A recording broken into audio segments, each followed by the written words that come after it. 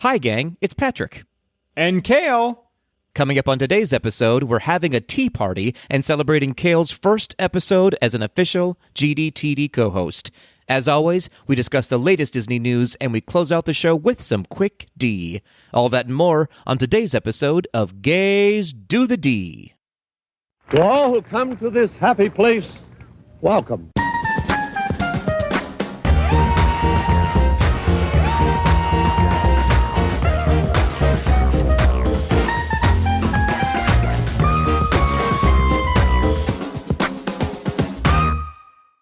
Kale, don't call it a comeback English. Patricia, end of sentence. Kazuki. Wow. Great start. Great start so far. Yeah, it was good, right? Yeah. Episode 1, and you're already playing with gender roles here. And that's fine. That's what we do here on Gays Do the Yeah, D. it's exactly what we do. Episode 201, I guess I should say. Is that what we're officially calling it? Well, this is the 201st episode, so that is probably what one should call it. Is it? Is it actually the 201st episode? It's so clear you don't listen. I haven't. No, I haven't counted. Like, I don't go through and count them all. Like when, like if you ask me what's the last one you listened to, I don't say like 189. I say like, oh, the one where y'all dogged on that movie. That's which fair. is, that's yeah. Great. Good to know. Well, Kale, officially welcome to the family. Yes, thank you so much. It's exciting, right? Yeah, I guess so. Yeah. Don't, man, gosh. Hoy. I'm regretting this, I think, as much as you are. Great. No. Same page. No. It's very exciting. It's very exciting. We've gotten a lot of amazing feedback from our tweetles about all three of our new hosts, you, Ryan, and JT, joining the family. So it couldn't be more excited about this. No, I agree completely. I think everybody is in for a treat. Not that when I say not me, but JT and Ryan specifically. They're so awesome. You guys are going to love them. Yeah. It's going to be an amazing couple of weeks as we roll you all and fold you into the family and start this new chapter of Gays Do the D. Yes. Chapter 201, apparently. Now you have to know. Now as a co-host, you have to know exactly which episode every single thing happened in. That's how it works. Yeah. So far, this has been like way more work than we... than we originally talked about. I mean, last time, I think we just watched a movie. That was the prep. I feel like all I'm asking you to do is turn on your computer. I feel like that might be a little too much then. Is it supposed to be on? Hilarious. Should I turn it on? Hilarious.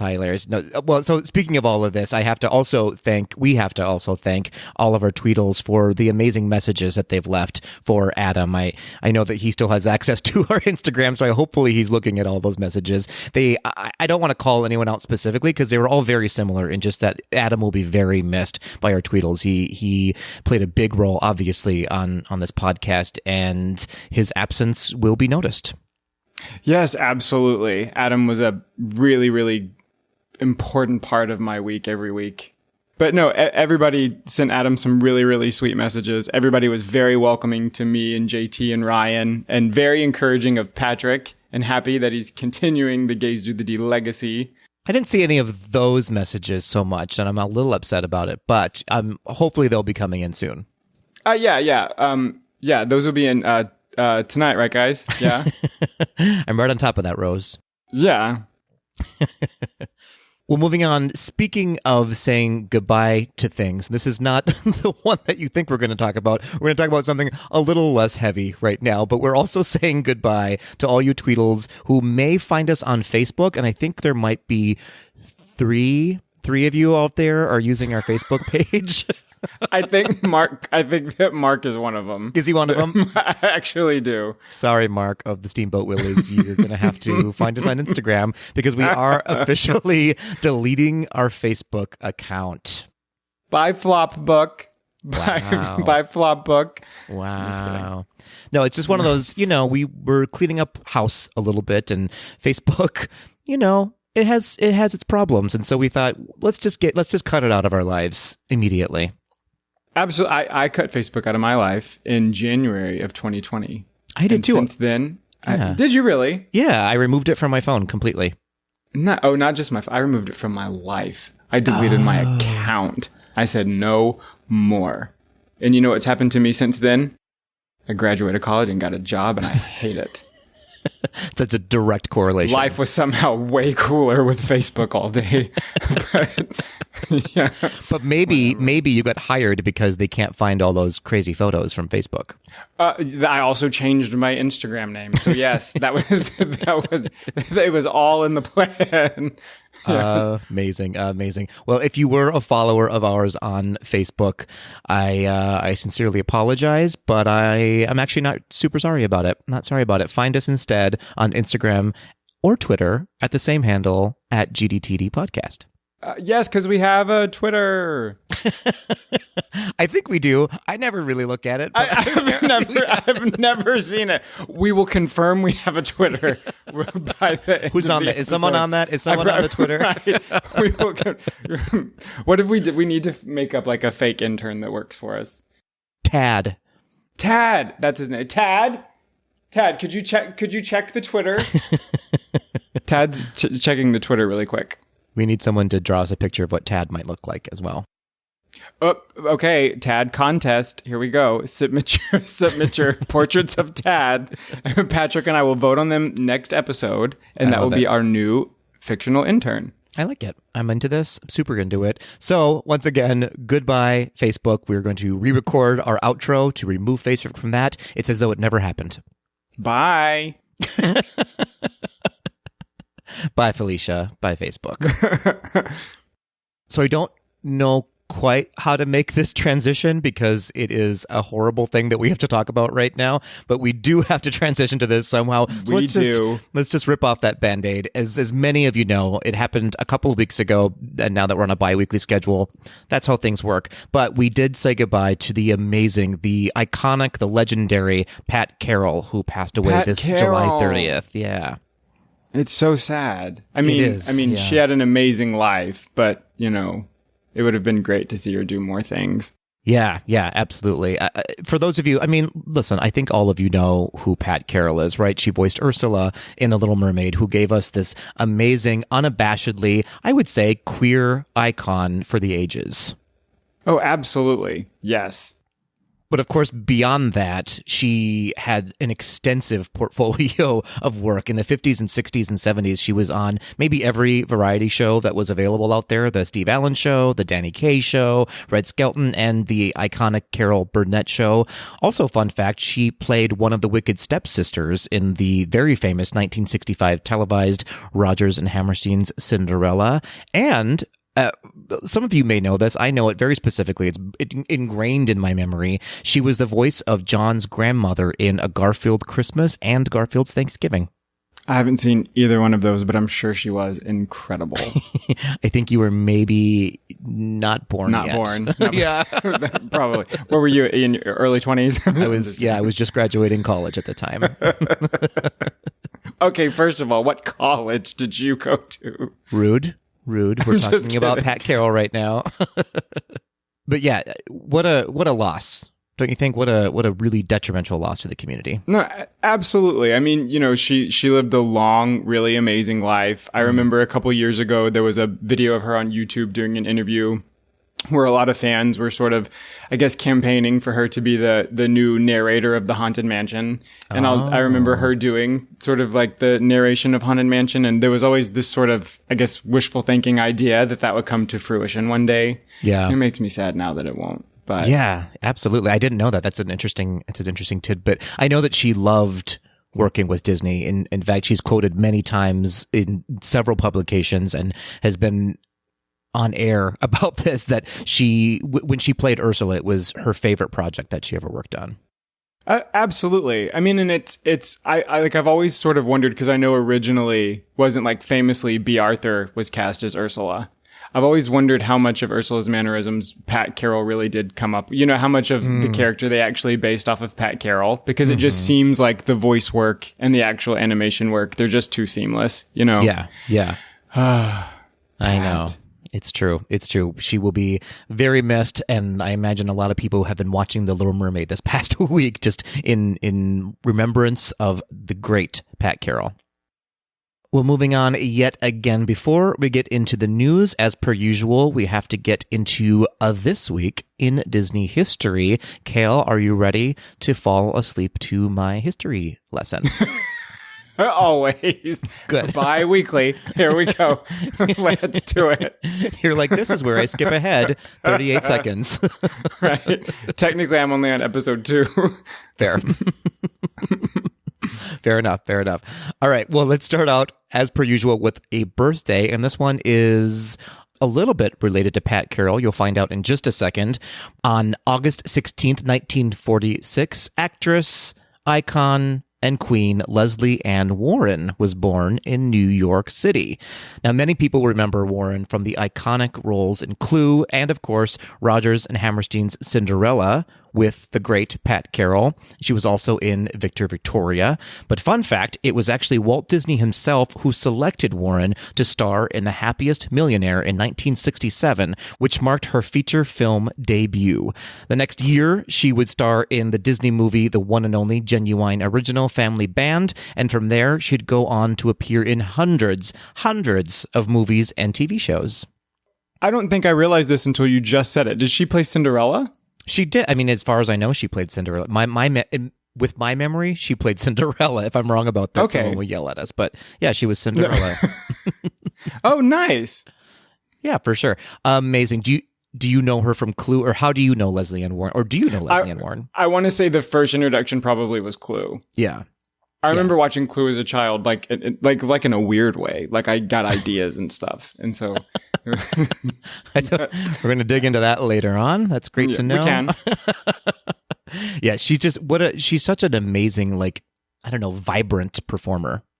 Yeah, absolutely. It's sort of like you see her do like a lot of like characters, and sometimes it's like that sort of like sex pot, and then sometimes it's that like over the top ditzy that's hysterical because it's perfectly done. Yeah. But she was always like really smart with it, though. You know what I mean? Like she knew what she was doing. She wasn't playing into it necessarily. She was playing with us.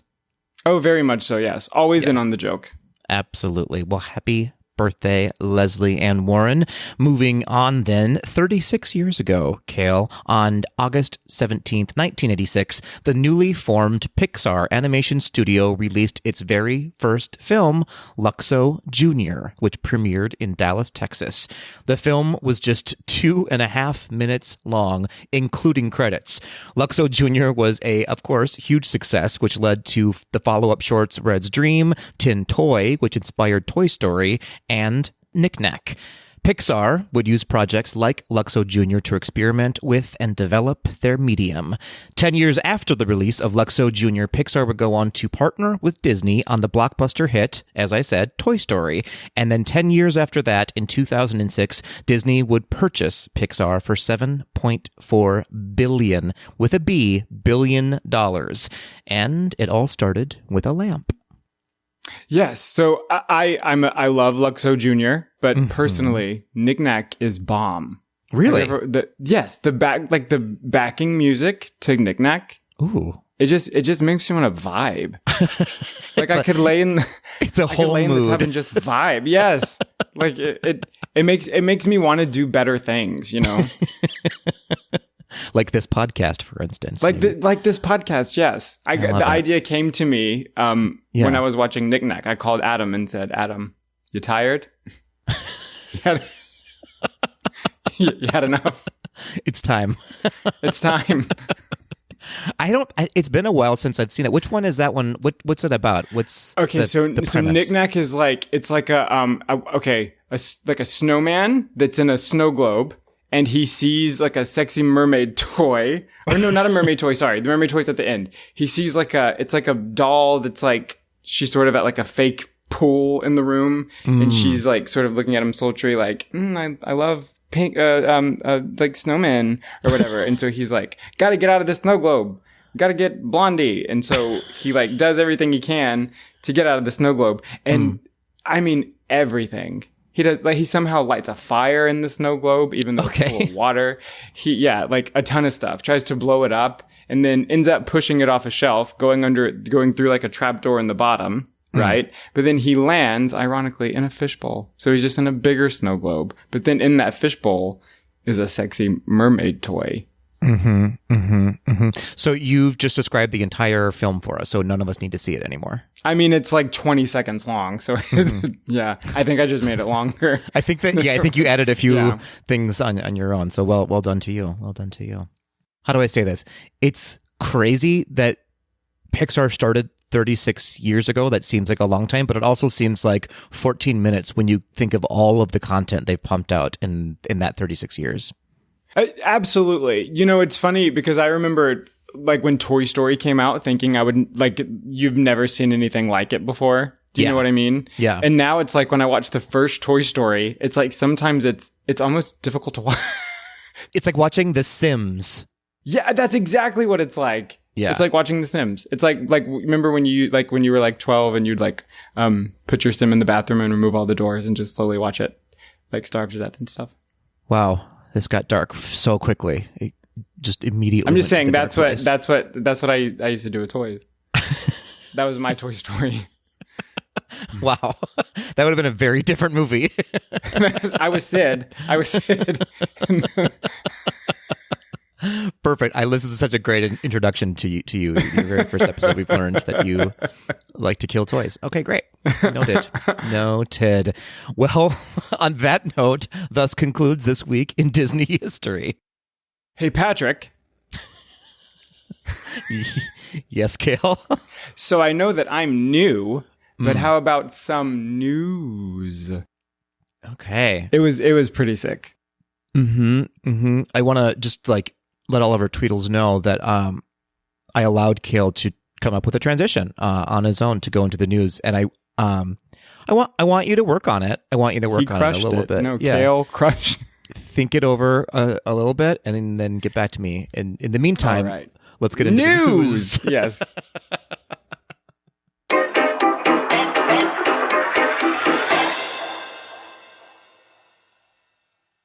Disney has officially announced the schedule and showtimes for Mickey's Not-So-Scary Halloween Party. They can already be found in the My Disney Experience app on your phone 2 spaces away from Grindr. The Boo to You parade will take place starting in Frontierland at 9:15 p.m. and 11:15 p.m. and will end on Main Street. The Hocus Pocus Villain Spectacular will be performed at 8:35 p.m., 10:45 p.m., and midnight during parties in August and September because Libras never sleep. It will have an additional performance at 7:40 p.m. during October parties, just 'cause Florida, I guess. The Fireworks Spectacular, hosted by my twin brother Jack Skellington, will take place at 10:15 p.m. Tickets for Mickey's Not-So-Scary Halloween Party are a separate ticket, so be sure to save the bread to watch Jack Skellington, who is dead, take off his head, to not recite Shakespearean quotations. In show business, we call this a missed opportunity. Fred. Exclusive treats for Mickey's Not-So-Scary Tyler Moore Party will include the Not-So-Poison Apple Pie Milkshake, which gives me IBS saying it out loud, Sweet Candy Corn Soft Serve Swirl Cone, the Pain and Panic Hot Diggity Dog, and Winifred's Elixir of Youth, which I will be sending to you in bulk. Wow. Folks, he was looking directly at me in the Zoom, like looked into the Zoom camera at me. Yes. Rude, but thank you for the gift. You're welcome. So, Patrick, I have to tell you, Mickey's Not-So-Scary Halloween Party is probably my favorite thing that takes place at Magic Kingdom. Legitimately, I think it is. You're not wrong. It is like, parties aside, it's just the most fun thing that you can experience in the Magic Kingdom. 100%. I agree. It's the best fireworks show, the best stage show, the best parade. Check. And an elixir that will make you look my age. No one would believe it. So they were like, "You've been around for a lot longer than that." No, very true. No. I always feel like I miss out. I feel like I don't ever really indulge in the treats that much, like when I go. You mean like the passed out candy? Oh no, the candy. I literally have shoved a kid. Like they've been like, "Sir, you can't do that." But like I mean like the actual like going around and like buying like the Halloween treats, like the Mickey's Not So see. Scary treats. Yeah. I see. I was going to say, because I know that you do a lot of tricks while you're there, so you must get a lot of candy. Oh, dang. Hey-o. Drag me. Okay. Nice. On to an even more exciting story than parties at the Magic Kingdom. A few new permits have been filed at Walt Disney World. That's right, the party is starting. The first permit being one for the very vague install sets for the now 75 years in the making Journey of Water Moana walkthrough attraction. The contractor named in the permit is Adirondack Scenic, who had previously worked on Star Wars Galactic Star Cruiser, Frozen Ever After, Navi River Journey, and Morimoto Asia. The Moana-inspired attraction was announced 3 years ago at the 2019 D23 Expo. No word yet on when the attraction will finally open, but that will likely be announced at this September's D23 Expo. So this is going to be amazing. I think so. I'm excited for it. Yeah, absolutely. It'll actually just feel good to finally not to finally be able to engage in Epcot like you're supposed to again. Oh, 100%. Even if you can't get to the Journey of Water. For sure. I feel like the 2019 Expo was all about announcing these amazing things, and then the 2022 Expo is going to be about updating what they're actually going to do now. Right. No, I know. Yeah, I remember I think it was like January of 2020, taking a trip up there with the Steamboat Willies. And I remember us like looking at all of the attractions coming, and they had all of the sort of like signage, and it seems like a lot of that, it just disappeared for for a long time. But you know, they still have that gorgeous like scaffolding that just it's so pretty to look at. And not an even eyesore that now is like torn wallpaper now. It's yes. There's like ice cream on it, like melted ice cream, like splattered onto it. Yeah. It's art though. It's art. It really is. It really is. It really is. Well, moving on, additionally, a new permit has been filed for the Roundup Rodeo barbecue restaurant in Toy Story Land within Hollywood Studios. The permit names contractor Brilliant Creative Fabrication, which I think is the title of Kale's upcoming book. It is actually, and yours is Roundup Rodeo Barbecue. Right? It really is. It really is. Now, the permit itself is for quote unquote themed facades, which is the first chapter in your new book, I think. I'm sorry. Yes, that's correct. It's also it's chapter 201. Actually. Fantastic. So it's likely that this new permit will include putting the finishing touches on the exterior of the building, meaning it is very likely near completion. Earlier this year, Disney announced that the Roundup Rodeo Barbecue will open sometime in 2022. Very nice. You know, the last time that I was in Toy Story Land, the one thing that they are missing, in my opinion, is a good place to grab food. Yeah, you're not wrong. I mean, I do like Woody's Lunchbox. Is it called Woody's Lunchbox or Andy's Lunchbox? I can't remember. The Lanford Lunchbox. Little Roseanne nostalgia for you. No, Andy's Lunchbox, I guess. But it's sort of, I mean, yeah, the Lunchbox is cool. Like the seating and like it's a nice place to like take a break. I wouldn't necessarily say that it's a place I'd bolt to for food. For sure. Yeah, I'm excited about this one. I think it should be fun. I'm so confused why they don't have a Pizza Planet. It baffles me. It doesn't make any sense. It's a missed opportunity, Fred. Don't understand it. Wow. Trying to get that rhyming in there a little bit. Yeah. Look at you. Okay. Congratulations. Congratulations on your first official news stories, Kale. Thank you so much. Would you believe I have a degree in journalism? I would not. I would not believe that.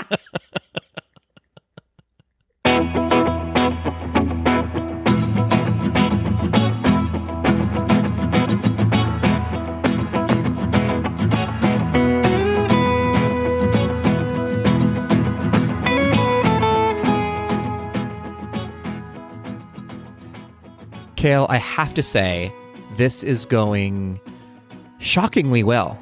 Shockingly well. Well, I'm glad that you think so.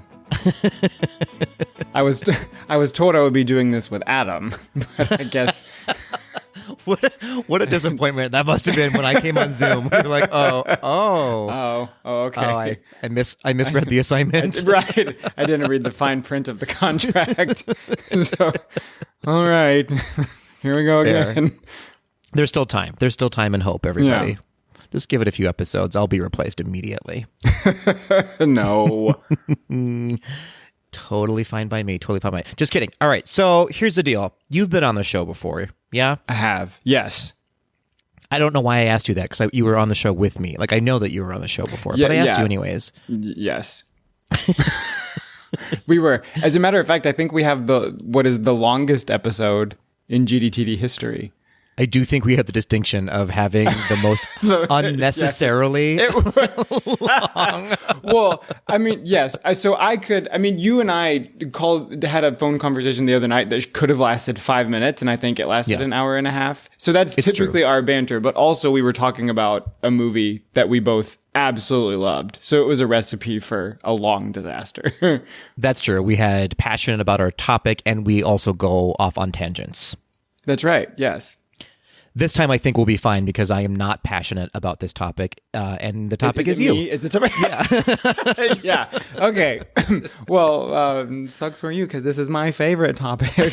So. And that's not a joke. Like, we're laughing. Everyone at home is like, yeah, we know. We're aware of that. Yeah. Amazing. So yeah, like I said, we're having a little tea party today, and the main topic is Kale getting your history lesson, reintroducing folks to you, introducing some folks for the first time to you, and then we'll wrap up with a couple of hot topics right now in Disney and get your hot takes on that. How does that sound, Kale? Amazing. But we're gonna start with the me part. 100%. Perfect. And we'll close out the show with some Kale with as the well, me I'm part. sure. Oh, good. Okay. Mm-hmm. Yeah, absolutely. All right, so let's get into the bulk of it right away. And as you know, we always like to get a quick history lesson from people on the pod, which just basically means what was your sort of first memory about Disney, what got you into Disney, why do you still like Disney in a nutshell? Yeah, so I remember as a kid, my sister Holly and I, who we actually met you the very same day, and she's probably listening. So say hi to my sister. Hi, Kale's sister. Just kidding. Hi, Holly. But I as kids, I remember her and I watching Disney movies all the time and just being obsessed with them and singing the songs all the time. And, we had all the books and, the Disney media, everything. I can remember looking at the shelf and seeing all of those like plastic VHS covers, all perfectly lined up. But as a kid, actually, I think that there was only one trip to Walt Disney World ever taken. And I was like less than a year old, and which is just cruel. It's just cruel. But, so Holly had the opportunity to go a couple of times when we were kids. It never really worked out for me. There were times it would sort of be talked about and then it would always sort of fall through. And so I always wanted to go, and it was this like heavily coveted thing in my head where, it became something bigger than just a vacation or a trip. It was something super, super special.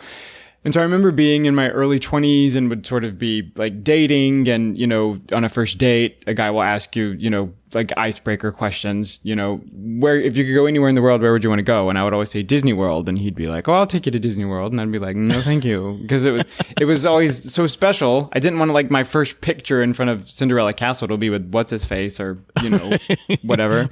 Right. And so, it became so big that it was almost like a fear to go because of, I didn't want to be disappointed by going with like the wrong people or the wrong person. So I met the Steamboat Willies, Mark and Roger, in 2017. I'm going to go ahead and say that year is probably horridly incorrect. Mark will comment, on Instagram the correct year, I'm very sure. But we'll do it on Facebook, and we've already deleted that though. So yes. But, and so I met them, and I don't even think immediately I realized that they were big, Disney fans. I remember like, I would go over there on Friday night and we would watch Drag Race. And then one time seeing like some pictures on the refrigerator of them at Disney World and, me asking, "Oh, you guys are Disney fans?" They'd be like, "Oh my gosh, yes. How often do you go?" And I'd say, "Well, never." And so, they had already sort of started talking about putting a trip together at that point. And I was like, okay, I think this is good. I think this is who I'm supposed to go with. And then, I was really nervous about crying the first time I saw the castle. And, famously, I don't cry, right? Unless like really hungry or something. But yeah, you've had your tear ducts surgically removed. Surgically removed, right? Yes. Surgically removed. Wasn't using them. And so I was like, by pure chance, the same year, like a couple months that same year where we were planning to take an October trip, my chorus had gotten booked on this European tour for like the month of June that summer. And I decided I was going to go to Disneyland Paris by myself. So I saw my very first castle, got the first castle jitters over with, and I showed up there and cried and rode Hyperspace Mountain, which I didn't know was a roller coaster. And boy, is it a friggin' roller coaster. It's a roller coaster like my therapy sessions. Like, it's like, you don't know what's coming. You know what I mean? And then by the end, you're just exhausted and you pass out. It's an actual therapy session, but the tracks. Yeah. But so I remember like thinking then like, okay, I'm safe. And then me and the boys went in October, and sure enough, I cried in front of them. I mean, it's hard not to, even today, it's hard not to get a little emotional when you see, even though I've seen the castle, like 47 times now, it still hits me every time. 100%. I mean, I would even say the castle for sure, the castle every time. But even, me and the boys, when we're doing the drive down there, like that's super sentimental to me. And so typically like Hollywood Studio is the first park we go to if we take like a weekend trip. And, even like walking through the entrance to Hollywood Studio, like I still get like excited, like a kid, I get emotional. But even like, seeing Spaceship Earth, it gives you chills, like walking up to it, from the parking lot to the front gate. And I mean, it never gets old to me. And as much as I love the movies and I love all the Disney media and all the characters and the food and everything else, but my favorite part of it is going with those two boys and just the memories we make and everything sentimental that we do. I love that. This is not me. I'm not an original person saying this. I'm sure I'm still from somebody, but you sort of, the first couple of trips you go to Disney World or any of the Disney parks, you sort of build those core memories, right? To sort of steal from inside out.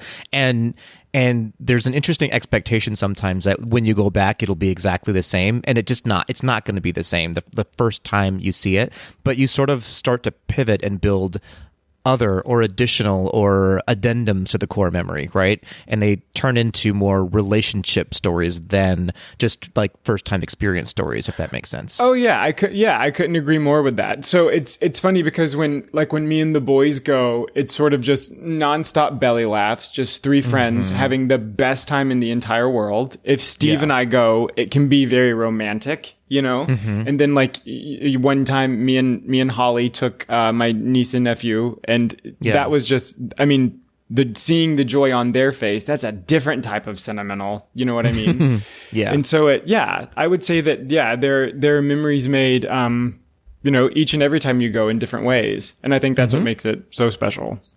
Absolutely. For sure. Well, speaking of the parks, do you have, and if you don't, like, doesn't matter, it can changes for me all the time, a favorite Disney park? I'd have to say right now it's Epcot. Interesting. There's just, I love the festivals. I mean, I know that Magic Kingdom has, amazing shows and cool rides and whatnot. There's something about me and the boys being there, grabbing drinks, walking around World Showcase, blacking out, throwing up. I'm just kidding. But there's something about the three of us being there and just, the nonstop laughing and even the three of us complaining about the heat as if we're never going to go back every single time, right? like whose idea was this? And then it's all three of our idea the next time. But for sure. I would have to say Epcot. That's great. I give Epcot a lot of flack right now, and deservedly so. It's a trash park Deservedly so. No, you're correct. Deservedly so, yes. It has some work to do, but especially lately, and even when it is like up in its full glory, Epcot for me, and I think this is what you're kind of alluding to, turns into more of like a conversational park where you just sort of hang out with the people you're with. It's not necessarily about the attractions. It's not necessarily about the shows. It just builds community with who you're with.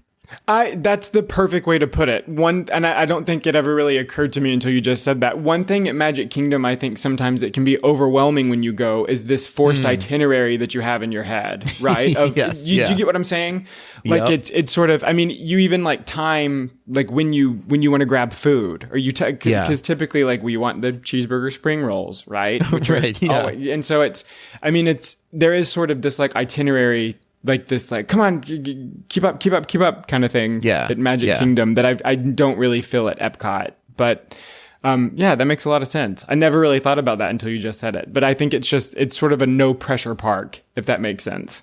Absolutely. It's a lot more casual. You can sit down a lot more often in Epcot and just like relax. And there's nothing, like you said, there's no pressure behind it. I also have to argue that I think it's the most convenient park to go to the bathroom. I understand what you mean by that. Yes, yeah, you're not wrong. Although right now with all those walls up, it's like I have to walk how far right now to get to 5 feet that way? No, you're not wrong. Like it's almost like you'll be like in Mexico having a margarita, and then you get a Genie Plus pass for Soarin', and you almost just want to give up, trying to make it back to Soarin'. Right. Yeah. In the grand scheme of things, on a normal day, it's like, maybe 500 steps, but because of all those walls, it's a 30-minute journey from there. Everywhere is a half hour. Yeah. But at least you can sit down along the way in Epcot. Yeah, and there's bathrooms. And there's bathrooms. Good job. Fantastic. All right, well, sticking with the theme of just being in the parks right now, do you have a favorite attraction that you like to go on? Maybe what's one in all 4 of the main Disney World parks? One from each park? Okay. Sure. Or if you have one that's a standout, like this is your all-time favorite attraction, give us that. So Big Thunder Mountain is probably my favorite, which you've had the absolute pleasure of riding alongside of me, I believe. Right? I think I was behind you actually, but it sounded like you were fully inside of me the way you were screaming. I'm a screamer on a roller coaster, but I've learned resounding. That it helps. I've learned that it's sort of because I get really anxious before getting on a ride. I know you do too. I remember one time getting on Tower of Terror and oh boy, but I do get nervous right before getting on a ride. And so I've learned that if I'm on the ride, the worst thing for me to do is to try to not make noise or try not to scream. If I just scream, I'm gonna have a good time. It might ruin the time for everybody else on the ride, but it's all about me. So, no, I fully think it's part of it. It's part of the experience. I love it when people are making noise and screaming and laughing and crying or whatever. It just like adds to it. I love when people cry out of fear. It's my favorite. It's my favorite thing. It's my favorite cry is a fear cry. It's the best. Jesus. No, but like imagine like a silent roller coaster. Like if everyone just like was silent the entire time, how creepy and weird would that be? I feel like there actually needs to be a film made. Silent roller coaster. It's very French. It's a very French film, I feel like. It's super French. It's just a bunch of people in berets smoking cigarettes saying nothing on a roller coaster. Oh, I would buy that. I would watch that over and over again. I would too. We should make it. Okay. Yeah. We don't have much of a budget here at GDTD, but we'll figure it out. It's a silent roller coaster. We just need 2 chairs, a green screen. I think we need to actually be on the roller coaster and itself I'm also embarrassed to tell you, I definitely at least have 2 berets. within reach is what you mean. Right. Oh boy. Oh, great. All right. So Big Thunder Mountain. So yeah, Big Thunder Mountain for Magic Kingdom. Expedition Everest for Animal Kingdom. Yeah. It has to be Cosmic Rewind for Epcot. I know you're not crazy about it, but I see what you mean. I listened back to my report on that one, and to be very clear, I absolutely loved the ride. I just don't think I can go on it like consecutively in a row. I do want to go on it every time I'm there, though. So I would tell you after the very first time that we rode it, we ended up getting the opportunity to ride it twice, which was unreal. But I remember like the first time thinking like, whoa, that's a lot to take in at one time. The second time, I remember actually, I guess, sort of knowing what was expected, like getting to take a lot more of it in and actually like see stuff. I think that's up there with Big Thunder Mountain, actually, I think. That's awesome. Yeah, I need to get on it again because I know what you mean. Now that I kind of have in my body what happens to you, now I want to like look around and like see what's actually going on. Yeah. Hollywood Studio, I could literally never ride anything and be totally happy. I'm being completely serious. I do not like Tower of Terror. Tower of Terror, I've gotten better with rides over the years. Tower of Terror is still the one that I'm gonna lose my mind in line, like in the queue. Like when I, and then when they try and be funny and do the thing where the elevator shuts and they always shout like hey, sorry, I forgot to tell you about and I'm like, about the what? Every time. Cause it still just never sits well with me. Great. Yeah. So not even like Slinky Dog or Midway Mania or... I mean, the Midway Mania, I feel like I get too competitive and I never win. Like, as competitive as I am, never win. And then Slinky Dog is sort of, I mean, it's fun. It's not ever worth the wait to me. I don't know why. It's sort of... I hear you. Yeah. It's aggressive. And then there's that really horrid alien ride. The alien swirling saucers. What do you mean? It's the best ride that's ever been created. I don't... More than once. Have we ridden that together? Don't. I know what you're doing right now. And what? Yes, we did we write it together? All right, everybody. Full disclosure: I got very intoxicated at Hollywood Studios and fully forgot that we had ridden that ride. Not forgot we rode the ride. We got off the ride, and then we exited the ride, and you turned around and looked at the ride and said, "Huh, I've never ridden that." I don't think that's what happened. I swear. I swear. Off the ride. Agree to disagree. Did not remember. No, I mean, the Star Wars, like both Star Wars rides are cool. Rise of the Resistance and Smuggler's Run. It's still just like I don't know about like the weight and the challenge, if any of it's worth for me to get on. I don't really know. Star Tours is fun. I would actually say I enjoy Star Tours. I also kind of feel like once you've ridden Star Tours, you've ridden Star Tours. They're going to come to me. The children so Hollywood Studios in general is just a solid B for you on a grading paper. When I become the new Chapek, I'm just gonna name it Kale, and then it's just gonna be like my face everywhere.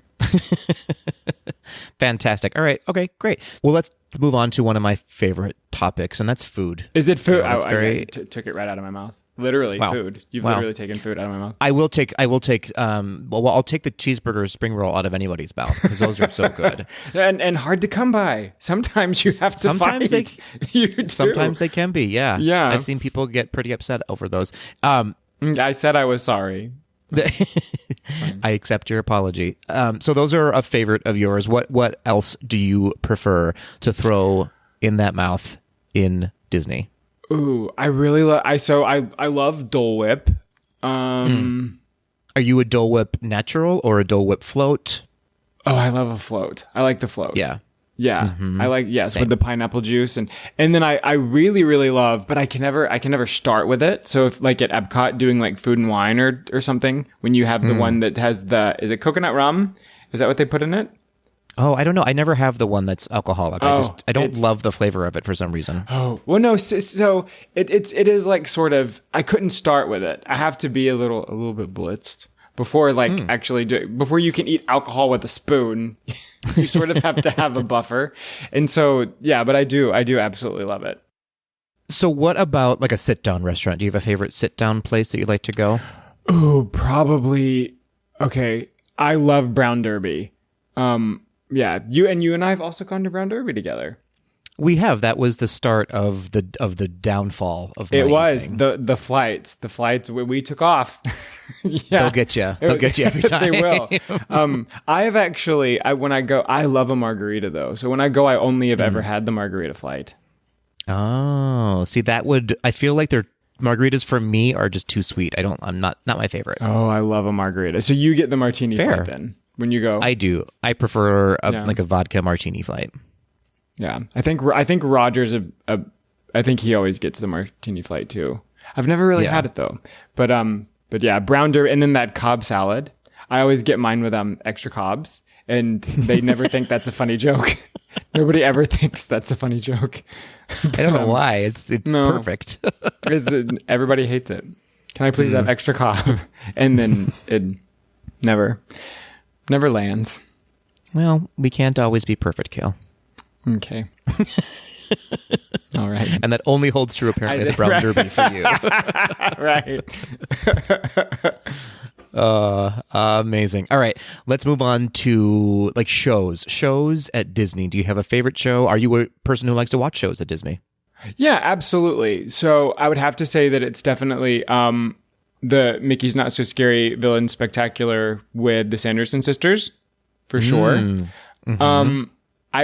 I will also say me and the boys did the Beauty and the Beast sing-along at Epcot a couple months ago.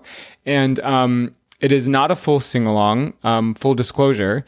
At one point, I was going to continue singing the song and the screen stopped singing. And so I had about a 0.5 second solo that is it is video documented, and every time I watch it, part of me dies. But I've seen the clip and it's quite funny. It's quite horrible. But I do feel like rude. Like, don't change the song. Like, we all know this song. Right. Or here's the thing, right? So I want to say it was during it was during the opening song Belle, and everybody's bonjour, bonjour, bonjour, bonjour, bonjour. And so I was getting ready to go and then that's where they cut it off. Like they're literally, they didn't start off with "There goes the baker." They cut it. Which what? No, it's the beginning of the song. No, I know. They literally after bonjour, and so I was getting ready. I was Belle, and then ruined my entire trip. Well, I'm not seeing the show then in protest. Listen, I urge all of you at home, if you care about me at all and the way I was treated at all, you will not go to that sing-along. It's a resounding pass, a resounding hard pass. All right, Lowell, let's finish our trip in the parks with what is a favorite resort of yours that you'd like to stay in. I know that you've stayed both on property and off property, so let's stick with on property resorts. Okay, so I've stayed one time at Yacht Club, one time at the Beach Club, which is just the Yacht Club, but with the word beach in it, and then right. The Grand Floridian. And then I've also stayed at Art of Animation, the time that me and my sister took the kids. Right. I would have to say, as far as things to do, as far as like places to eat, things to do, the merchandise, I would have to say Grand Floridian is bomb. Yeah. I mean there's just so much. So much. And it also, there's this weird, I think I like to think I'm a little fancier than I am, but there is this feeling of when you're there, like you might sort of be royalty. Nobody knows, you know what I mean? And so it's you do get sort of like, but I don't know if, we typically when we get to go, it's because Steve has a medical conference there. And so it's discounted to next to nothing. So it sort of makes it to where, you are sort of in awe of it all. And so, I love that one. I love, Art of Animation really just because the kids were mind blown just by the pool and the sort of architecture and the themed rooms. That was really awesome. Yeah. The Art of Animation is breathtakingly beautiful. It really rooms is. Are amazing. Yeah. Just the check-in lobby is really beautiful. Absolutely. But also like Beach Club and Yacht Club, getting like being able to literally like stumble out of Epcot drunk, just back to your hotel. That's genius. Yeah. Someone like me thought of that. For sure. That's why I love the boardwalk so much. Yes. The boardwalk. I just say every time I go to the Grand Floridian, it's very clear I don't belong there. It's like, ooh, it's this is the Titanic, and you maybe got a ticket on the lower deck. Right. You might have won it in a poker game. I might have won it in a poker game. Yeah, but I'm absolutely going to die in the end. Okay. I don't know how we skipped past this. I guess we were already on a tangent about talking about the parks, but obviously we need to talk about what your favorite Disney movie is. Favorite Disney movie, definitely The Little Mermaid. Yeah, for sure. Why The Little Mermaid? I as a kid, I really just think I always thought the music was awesome, and that, she was fierce with her tail and her red hair, and, she was sort of a feminist by like, I'm not wearing a top, that kind of thing. Like, and so, and Prince Eric was sort of dreamy. Ursula was, a fierce as all get out. I always have wondered if, as an adult, the sort of concept of feeling like a fish out of water, you know what I mean? Growing up gay. I always wondered if that was somehow a subconscious metaphor, but, who knows? Maybe I really did just think she was fierce, but. Yeah, no, absolutely. That's interesting. I never really dissected it that way.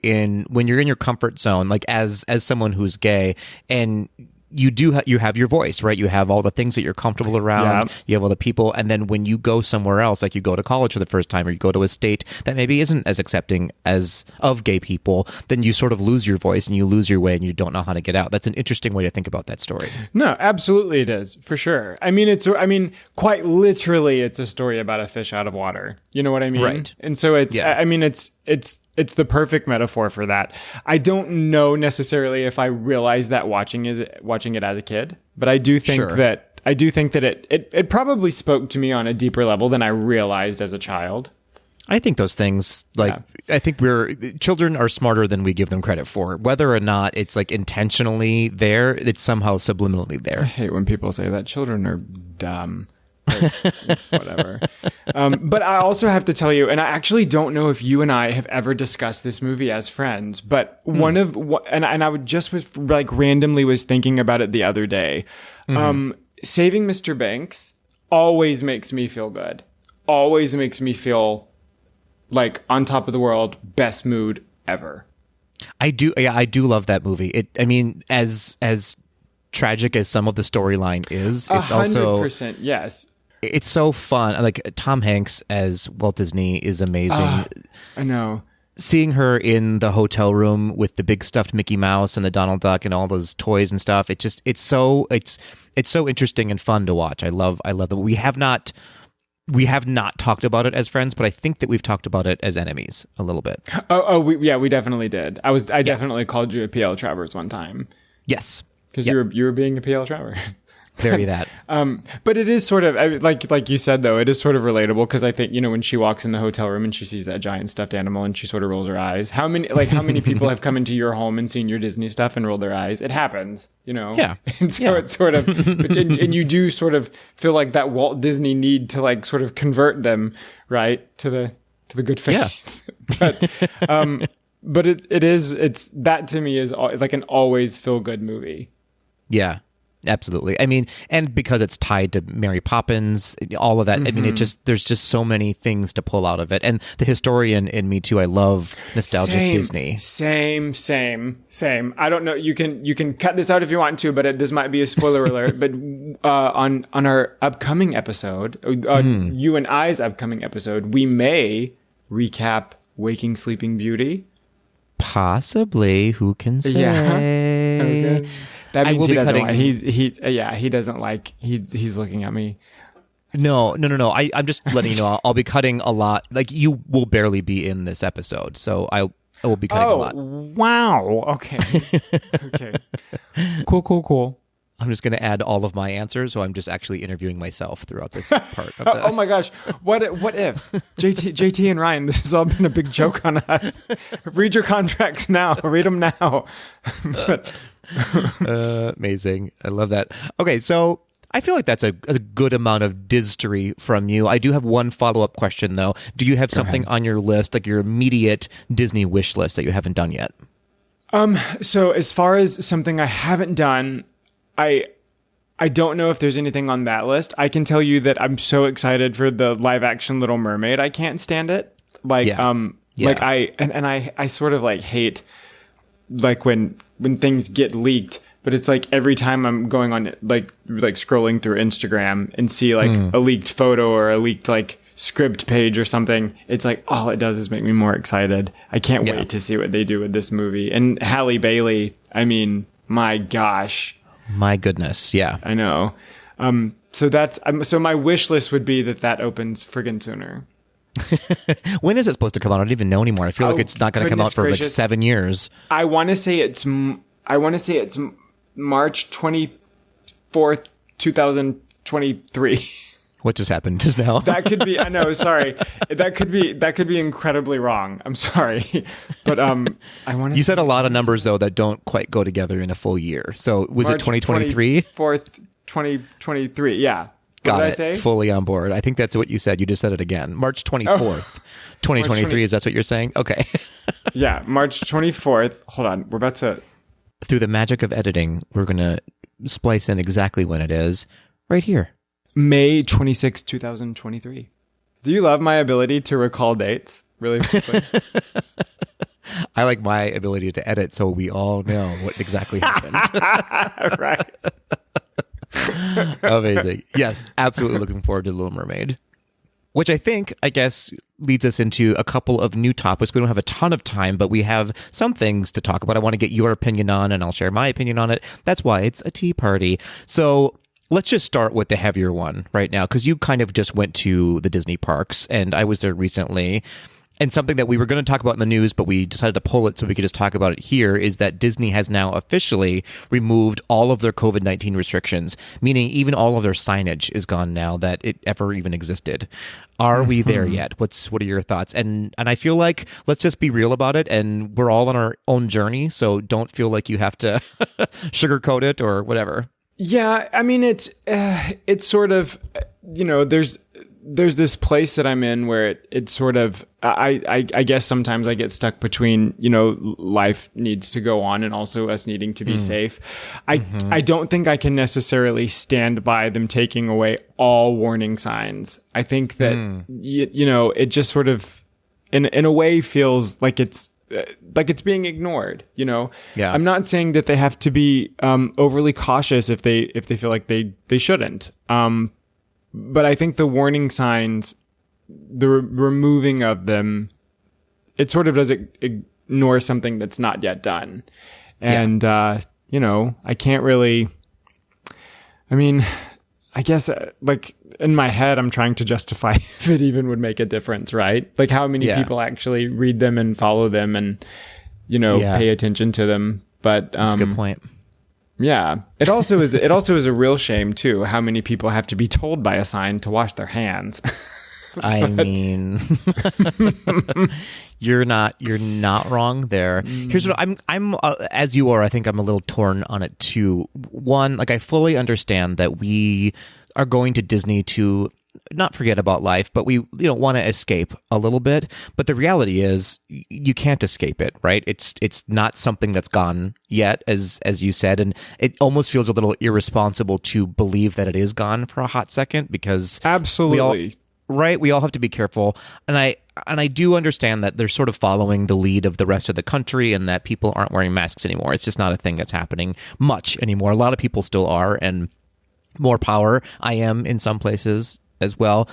But I will say there are some places in Disney where I think that they need to really make a big change, specifically in queues. Like I'm thinking of the Haunted Mansion, where they say fill in all available space. I'm just like, can we get rid of that? It does nothing. I have to agree. I just, I know. And you know, there was one time, in 2020, I want to say it was July of 2020, that I remember being in Magic Kingdom, and almost all of the queues which I know it gets very hot standing outside, but most of the queues had been sort of maneuvered to where the most of the time you were waiting in line, you were outside. Like a small fraction of it was even indoors.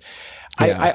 I almost think it might be safe to just leave that in place for a while, have the queue be mostly outdoors. I mean, it's Disney. If they, put up awnings, if people are, really, going crazy about the heat, but yeah, it's sort of, I have to agree with you there. There was a lot of times this past trip where you did hear those words, fill in all the available space. And you are kind of like, yeah, I don't know if I want to do that. No, but, absolutely not.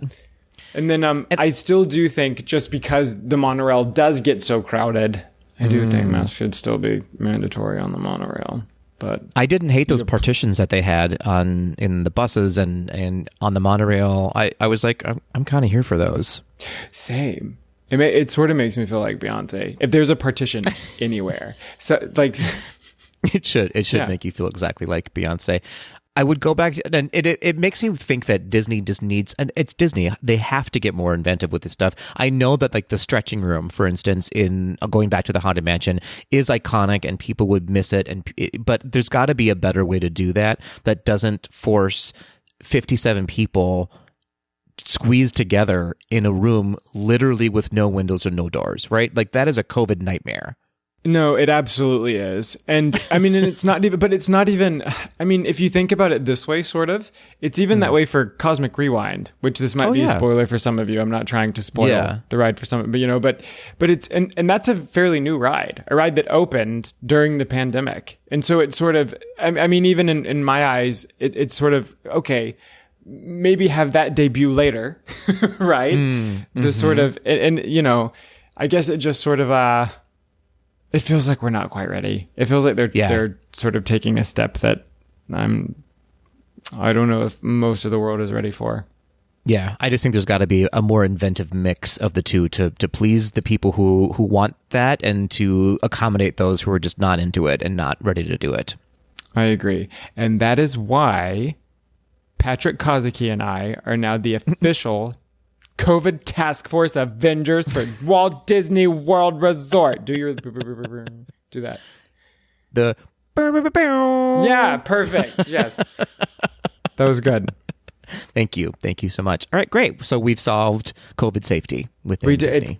I think it's over. I'm just kidding. I'm absolutely kidding. A lot of people do, Kale. A lot. Of people do. Too many.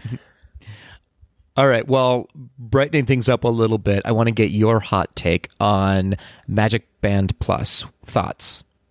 So I think it's fierce. I think it looks pretty cool. Like, okay. Did you think I was going to be judgmental?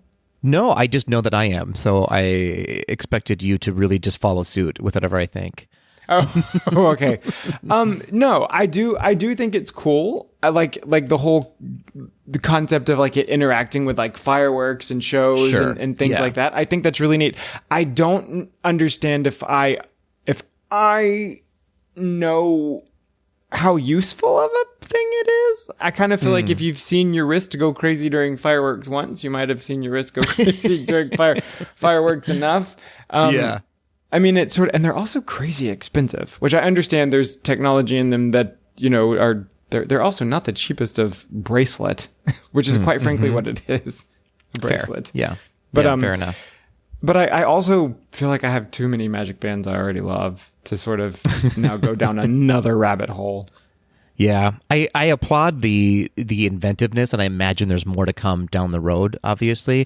And I think it's a smart idea, right? It's a smart idea as a people eater, too, because it's going to keep people active, not on rides for a while, of just exploring all the things that it can do throughout the parks. So I think that's smart. I just, as you said, I don't know if I need it right now, though. I've never been really an early adopter. I feel like I wait until the next wave and then maybe I'll dip my toe into it.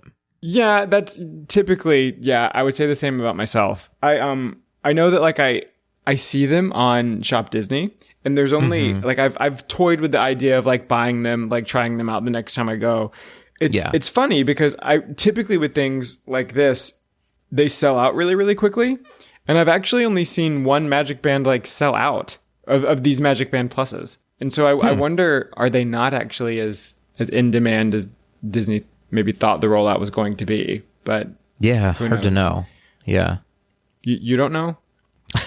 I strangely don't. I don't have my finger on the pulse of Magic Band Plus sales. Call yourself a podcaster, though?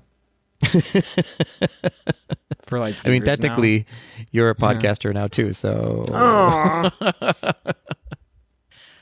okay. So we do have one more topic on the list for the tea party, and that is holidays at Disney. Do you want to cover it now, or do you want to call it a day? Let's call it a day because it's only August, Patrick. Which means the Halloween parties are starting tomorrow. Yeah, but that's Halloween's not a holiday; it's a hollow day. Wow. It was good. It was good. You're getting better. You're getting better. You were disappointed in the face at how proud my face was at that one. I know. You shocked yourself with that one. It was pretty fun to see. Well, okay, so just to touch on it briefly, I guess, Halloween, is safe to say, is your favorite holiday in the Disney parks, yeah? In the Disney park, yes, but I'm actually really not a big Halloween person. Oh, interesting. Yeah. I don't like anything dead, anything... yeah, nothing dead. Nothing that like specifically things that are supposed to be dead that aren't dead, like ghosts or zombies. And it's like, don't you know how this works? I kind of want to shake them, you know? Wow. Yeah. Amazing. They're not following the rules of law. Fair enough. Well, speaking of things that are dead, I feel like this conversation has run its course. And it has. We've put it to bed. No, I would say, I think, yeah, Halloween is definitely my favorite holiday within the Disney parks as well. It's just so much fun. You can't beat it. No, yeah, I agree completely. And it also, like, the best is when you can find a Mickey's Not So Scary Halloween party that coincides with food and wine. The best. I'm actually going to the Boo to You party in Disneyland during D23 in September. Oh, nice. With who? Well, I'm going with our friends Nick and Dave, our Canada Tweedles, who I've talked about many times, and my friend Laddie, who I did the half marathon with this past January. Fun. That'll be fun. Yeah. I'm excited. I've never been to D23, so it should be a good time. I've never been to Disneyland. You've never been to Disneyland in California? I haven't. I'm like at war with California in my head. Fair enough. Always have been. Yeah. Well, I'll send you lots of pictures and say I wish that you would stay home and weren't here. Oh, good. Good. Perfect. What a twist. What a twist.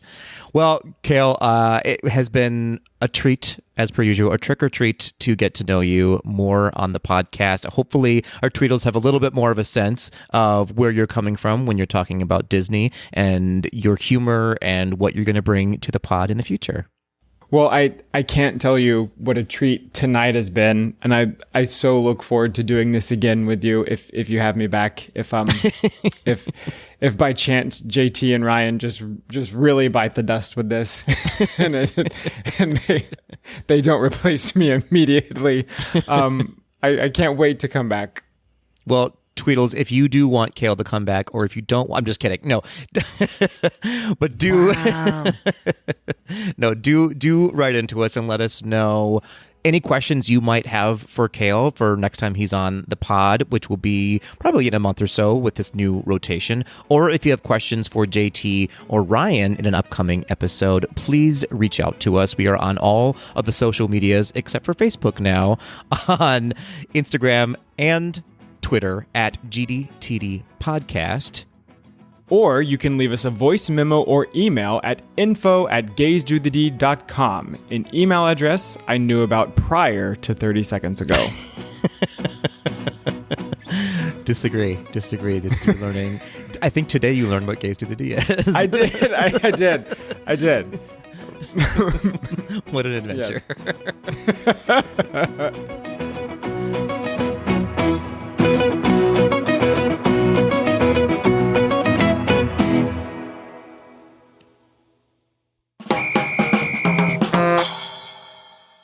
Hey, Kale. Hey, Patrick. Hi, Patrick. Oh, wow. It's a brand new day. Here at Gays Do the D. We're changing it up. We've decided to go with just monotonous now. We've decided to go with just tranquil. I like that. Yep. Well, Kale, you've officially survived to the end of your second now episode of Gays Do the D. Yes, my first as an official co-host. It's true, you're first as an official. My first as the official favorite co-host. Wow. Okay. Well, this is Quick D, so this is part of the comedy of it. That's all. I was totally kidding, yeah. Yeah, no, jokes are already starting. Well, as per usual, at the end of an episode of Gays Do the D, we are going to do Quick D. Kale has decided that we are going to do Imagine Queering this time around. Yes. It's been a while since we've done that, and you've never done Imagine Queering before, I don't think. No, this will be my first time. Excellent. Well, Imagine Queering is where we select randomly an attraction from the Disney parks and we gay it up. We turn it on its head and make it super gay, but we're not using the bleep button for this one. We're going to keep it clean, but keep it gay. Oh, well, okay. I'm looking directly at you, Kale. I'm looking. No, that's why I said okay. My gosh. Okay. All right, here we go. I'm reaching into the mug, the Chewbacca mug, full of attractions names. Okay, are you ready? I'm ready. Here we go. Oh, this should be a fun one. I think it's one that you and I both like. It is Mickey's PhilharMagic.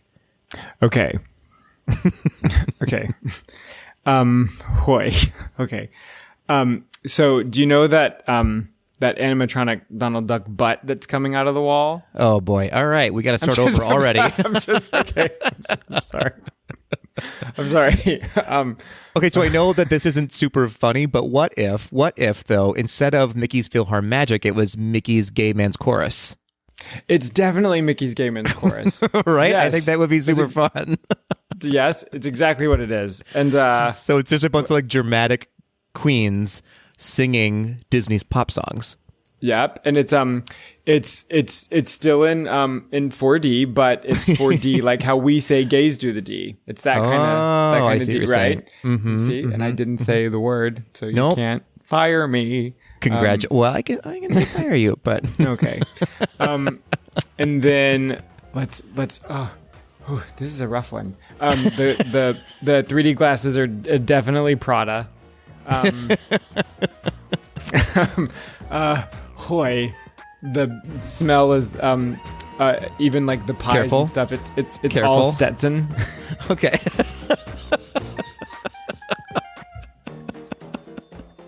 Oh, I'm sorry. no. I love how you saw everything I was about to say. Went, nope.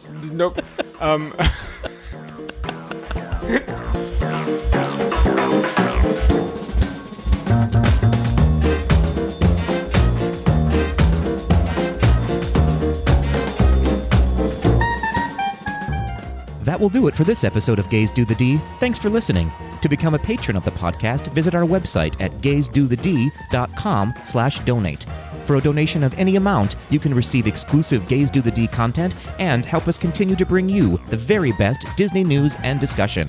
Continue the conversation after this episode on Facebook, Instagram, and Twitter at GDTD Podcast.